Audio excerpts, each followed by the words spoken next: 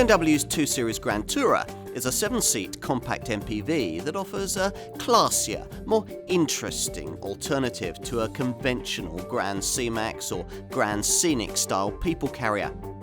This appealing spin on ordinary family motoring will probably attract a ready audience among people who maybe never thought they'd be buying from this Munich maker. They won't be getting the ultimate driving machine because that's not what they need. Getting instead what may very well be the ultimate small people carrier, though, will suit them very well indeed. On the move, this 2 Series Gran Tourer model feels a little firmer and sportier than buyers of compact MPVs may be used to. It certainly offers a more rewarding experience if you like your driving, and there's an optional electronic damping system if you want to be able to occasionally prioritise comfort instead. Like most BMWs, this one gets the brand's drive performance control system that enables you to tweak steering feel, throttle response, and with auto transmission, gear shift timings to suit the way that you want to drive. Under the bonnet, the base diesel 216D and petrol 218i variants both borrow 1.5 litre 3-cylinder engines from the Mini hatch, the units developing 116 and 136 brake horsepower respectively.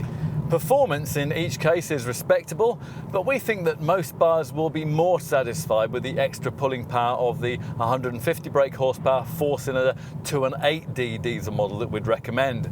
If you need more performance, there's a 190 brake horsepower 220i petrol derivative, or the car that we're trying here, the 190 brake horsepower 220D diesel, a variant also offered with the option of xDrive 4-wheel drive. Even with this extra traction in place, this top diesel model can still be very frugal, managing 57.6 miles per gallon on the combined cycle and 129 grams per kilometre of CO2. You'll be choosing this car because you want a BMW, but you need a people carrier. Those whose priorities lie that way around probably won't mind making a few practical compromises to buy into the Munich maker's model range. But as it turns out here, very few are necessary. True, this 7-seat 2 Series Gran Tourer isn't sized to regularly accommodate 7 adults, but then neither are any of its rivals in the 7-seat compact MPV class. Compare this car against Grand C-Max and Grand Scenic-style models rather than bigger Galaxies and Chirans from the next segment up, and practically it stacks up pretty well. That's thanks to a 210mm increase in length and a 50mm increase in height over its already pretty spacious 5-seat 2 Series Active Tourer stablemate. Now though, it's time to see if this Active Tourer model could really cut the mustard in the muddy dog, smelly gym kit and family holiday friendly world of the compact MPV. Could you really live with one? Well, first impressions are encouraging. For a start, you get an electrically operated tailgate as standard, which is pretty rare in this class. Once the hatch rises, you're faced with, well, not a lot if all 7 seats are upright. There's just 145 litres of space on offer. But then that is always going to be the case with any car trying to squeeze 3 rows of seating into just 4.5 metres of body length. Much of the time, of course, you're not going to need these 2 extra chairs, and folding them into the floor increases boot space up to 560 litres. Need more room? Well, if the item in question is merely long and thin, like a set of skis, it may suffice merely to flatten the middle part of this 40-20-40 split folding rear backrest. If, though, you really need to supersize your space, then the rear bench drops electronically at the touch of a button to reveal a cargo area that's 1,820 litres in size and delivers you 310 litres more than the comparable Active Tourer model could offer. Switch your focus from packages to people, and by and large, the space provided is equally class competitive. The rear doors open nice and wide.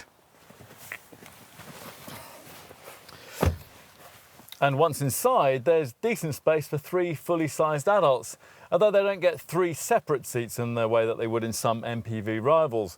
For young ones, 3 universal child seats could clip in side by side.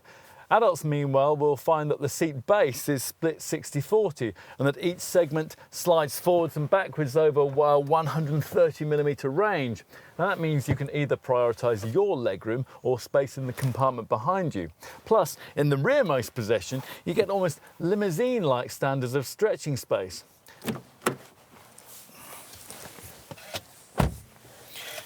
Let's go up front, which really is the area of this car that we think will sell it to potential buyers. Light, spacious, beautifully appointed, the cabin here offers a level of quality far removed from that of any other compact MPV we've ever tried. As usual in the brand's modern models, the iDrive infotainment setup's freestanding multifunction colour screen takes pride of place in the middle of the fascia, set high enough up in the dash to allow you to refer to it without taking your eyes too far off the road. In terms of the driving position, you don't sit quite as high up as you would in some rival mainstream MPVs, but you are still well positioned for a commanding view of the road ahead. Ultimately, this car is all about the democratisation of premium quality. Why should you be denied a prestige badge just because you've a growing family and need 7 seats? With a 2 Series Gran Tourer, you don't have to be. Okay, it's probably not the BMW you ideally wanted back in your college years, but today it may well be the one you actually need. Certainly, if compromises have to be made to suit changes in your life, then this car represents a remarkably pleasant way of making them, creating an MPV you could want from the kind of one you might merely need. There's something to be said for that. Life happens, but there's no reason why you can't better enjoy the journey.